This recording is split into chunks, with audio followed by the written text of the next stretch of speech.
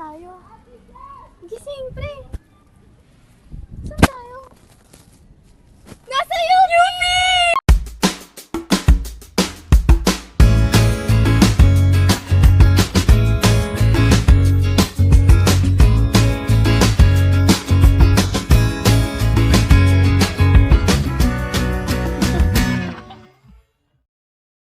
What's up? Welcome again to Feel It, where we... Talk and feel about different things related to Philippine culture.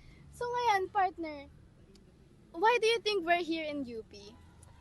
Ewan ko rin eh, pero for some Ganda, no? reason, I feel like it's connected to our history. History. What, specific point ng history natin kaya? Ano sa tingin mo yung magiging topic natin ngayon? Kasi I think you're gonna love it. Nabalitaan ko na like almost a lot of our Philippine literature artists are actually alumni of UP. Exactly. Sino ba? Sino ba yung mga ganyan? May kilala ako. Oh, sino? May kilala Sino? ako. Francisco Arcelado. Sino ba? Sino yung gumawa? Alam mo yun, di ba? Kilala mo yan. Sino yung gumawa ng Ibong Adarna? Si NVM. NVM? Di ba? Hindi. Rio Alma? Si Ria. Okay. Alam mo, partner, Nanguhula ngayon, na lang eh. nakikita ko na hindi tayo ganun kaalam dito sa ano na to. I think we need some help. Yeah, actually, we Yeah, really do. alam We mo, really do. We really should call someone to help us. Why don't you work your magic and Sige. invite Game. some- Kailangan Okay, natin okay. ng ano dito.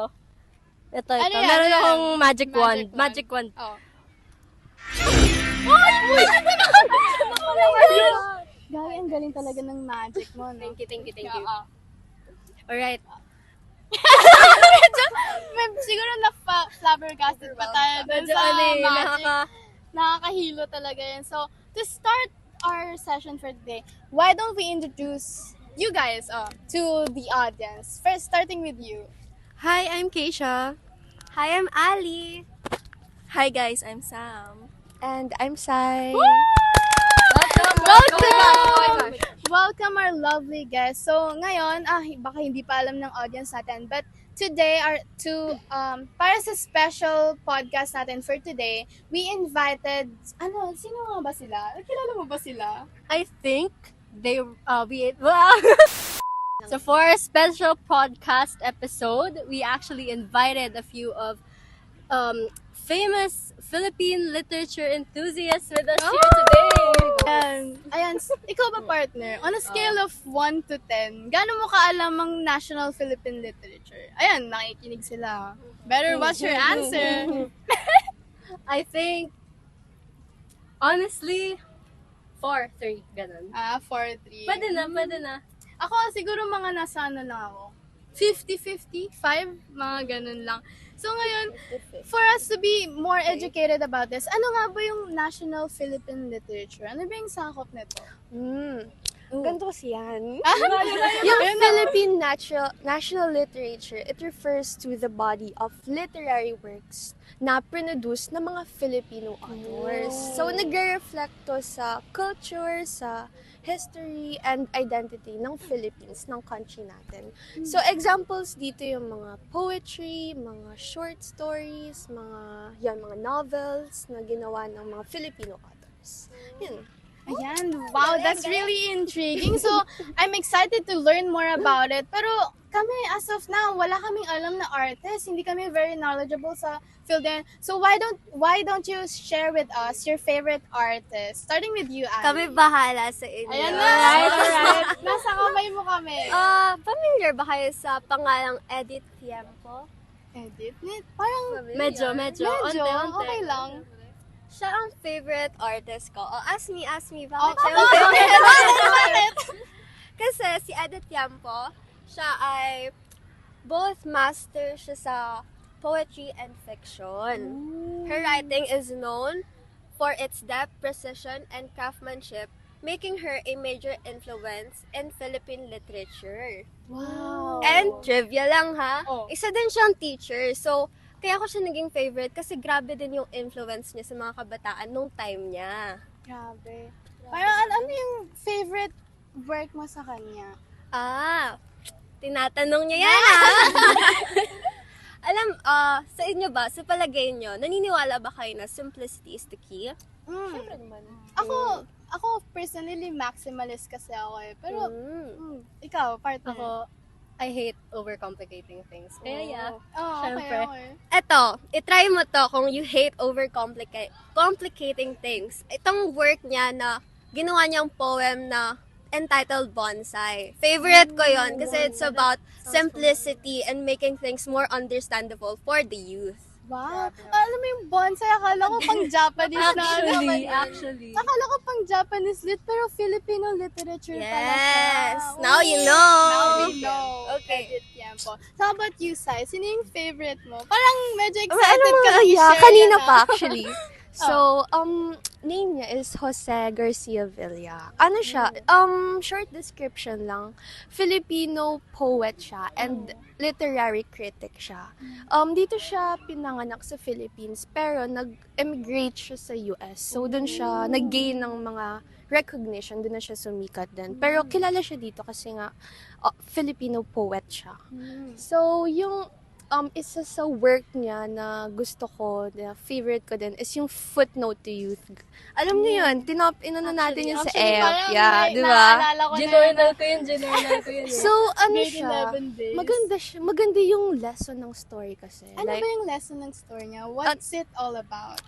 yung main lesson niya na, sabi din na, wag natin madaliin yung love. Kasi yung, grabe, napunta sa love talaga. Parang nagdi-deepen na yung ano natin dito. Kasi, si Dodong and Teang, yung main character, para ang kwento nun is minadali nila yung love. So, Ano My nangyari? face. bumuo sila ng family at an early age. Ay, ilang taon sila nun? 17 years old. Oh, grabe. If I'm not Kaedad lang mistaken. natin. Grabe. Oo. Medyo Tas- nasyak ako dun ah. Ayun, sa huli ng story, na-realize nila yung consequences na grabe guys. Kaya, In-spoil mo naman ay, kami. grabe guys, if may time kayo, read it guys. Parang alam ko na yung story. Na-spoil na kami sa Okay, thank you. Ngayon, medyo meron na kaming, medyo na nadagdagan na yung knowledge namin. Sa tingin nyo, sa mga Philippine artists na kilala nyo, sino yung best nag-capture ng Filipino essence talaga? Yung pagka-Pilipino talaga yung na nanggagaling sa work nila or sa history nila as an artist. How about you, Kay? Sino sa tingin mo? For me talaga is si F. Shonil Jose. Oh, sino yun? So, Parang hindi ako familiar sa kanya. Little backstory. Lumaki siya sa Pangasinan Saga. And dun sa pinaglakihan niya is kahirapan, yung mga kawalan ng hustisya, may pamamagitan sa mga may hirap at mayayaman. At dun na nagsimula ang pagiging nobelista niya. At alam nyo ba, na munti ka na siyang hindi maging nobelista?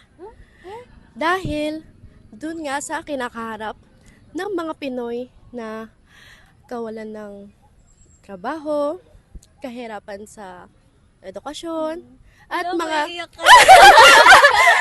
super inspired kasi ako kay F. Chanel. So, ako talaga, na surprise ako, at saka parang bighani ako. Dahil, alam nyo ba, bago siya maging nobelista, is natuto siyang magbasa ng mga libro ni Jose Rizal at dun niya inspired yung mga book niya.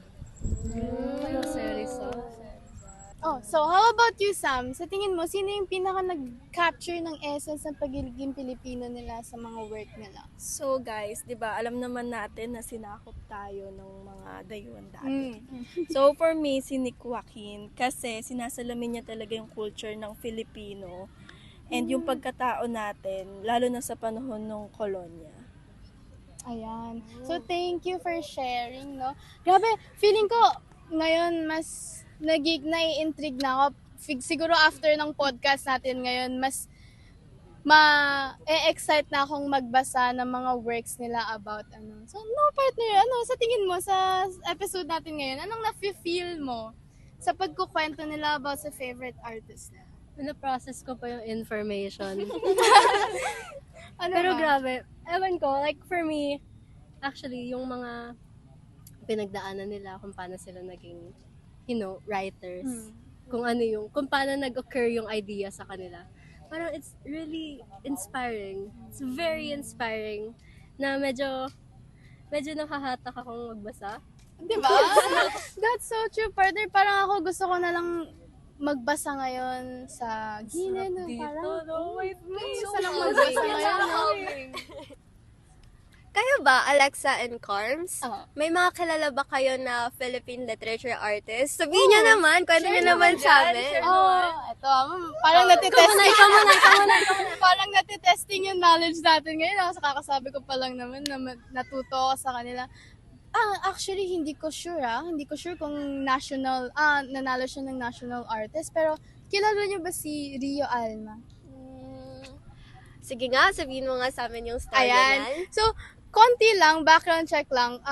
Actually, to be honest, nag-research talaga ako for this event. Siyempre, para hindi naman ako mapahiya sa mga lovely guests natin for today. So, konting research lang naman. And nakita ko na si Rio Alma pala, siya pala yung gumawa ng Ibong Adarna na binabasa natin ever since. Oo nga, parang sabi ko, nagulat ako. Rio Alma pala yung pangalan niya. grade natin yung binasa kung alam niyo? Ay! Mga, junior high school na, grade 7. So ngayon, sasabihin ng iba dyan, ba't di mo alam, nasa title yun ng libro. Pero syempre, for me, hindi naman ako mahilig magbasa. So nung nakita ko yun, na-intrigue talaga ako na mas gusto kong madipin yung kaalaman ko tungkol sa kanya. And nalaman ko rin, actually, kaya napili tong scene natin ngayon, yung scenery natin ngayon, is because a lot of national artists ngayon is alumni ng UP. Alam niyo ba yun? Grabe. So ngayon, parang mas na-intrigue ako na feeling ko mas maganda yung essence pag dito tayo na gano'n. Para ma-feel naman natin yung presence nila sa atin. Feeling ko partner sila talaga yung nag-teleport sa atin dito. Alam mo ba yun? Oo, nakikita ko nga dun si Para Rio ang Alma. creepy na. Feeling ko nakikita ko dyan si Eddie. Sabi mo na pala. Ayun. Patay na ba yun? Legit ba? Okay, tama na sa usapang patay. Let's just ask Carms kung may kilala siya.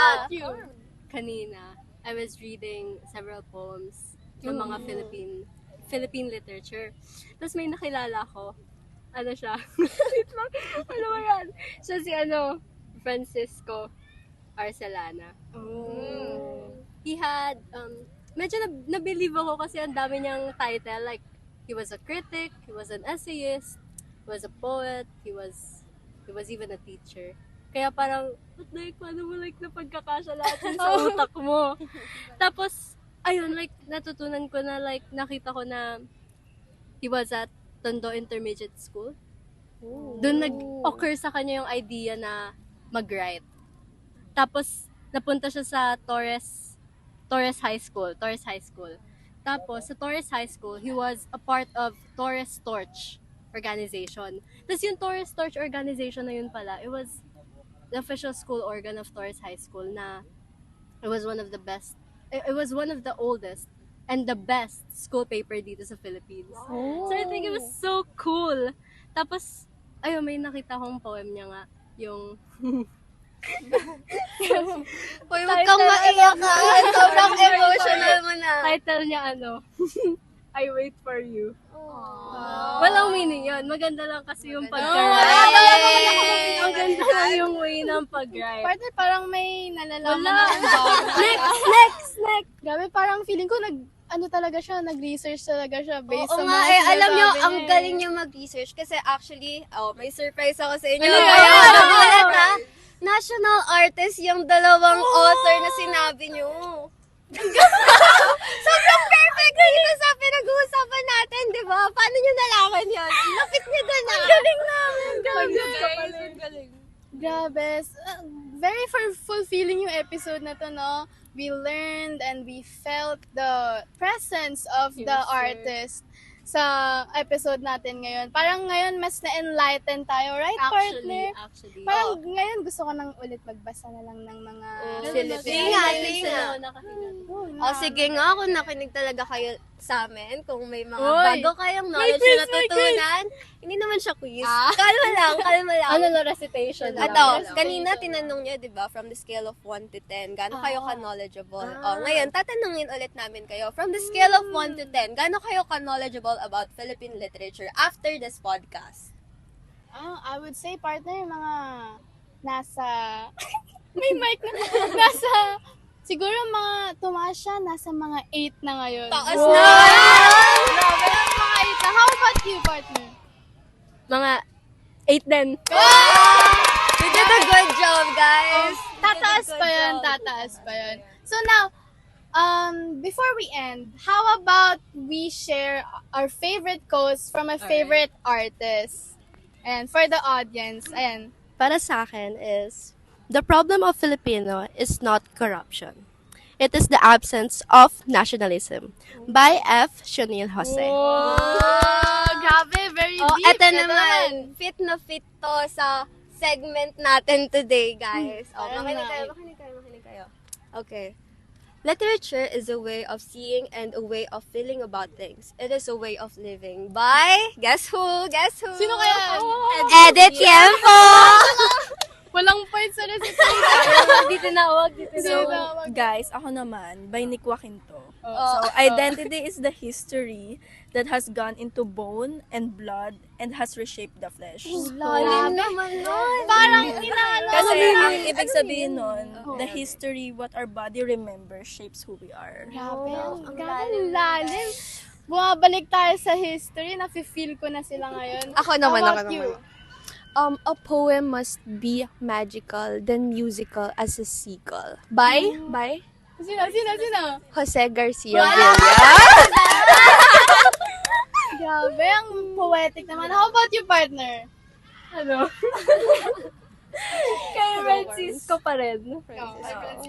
Wait lang kasi, ba't kasi ang... Uy, okay lang yan. Terms. Let it all out. Oo nga medyo... I wait not with a knife, but love, heavy dripping in my hands. Sino yan, ka? Grabe na, kanina pa siya, about love talaga yung ano.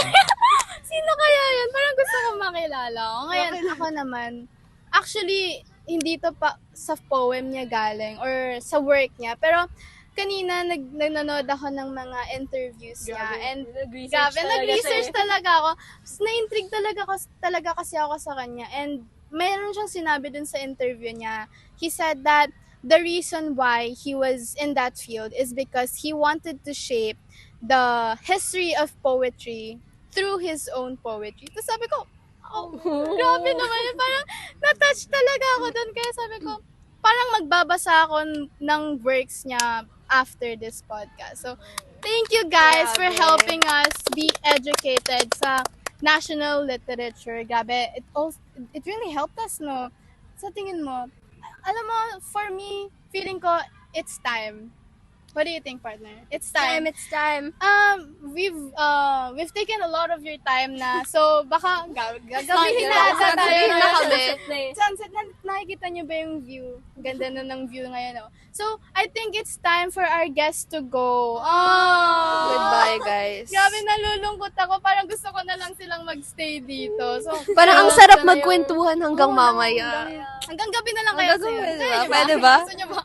Hanggang gabi na lang tayo dito. Pero, I know you guys have a lot of things to do as an enthusiast, as someone very fanatic sa literature. So, we will let you go for now. Baka next time magkita pa tayo. May Special episode. Baka may ulit, part 2. So, ayun. Partner, will you do the honors? Ayan na. Okay. Ready na. Ready na? kami. Hawak na. One, two, three.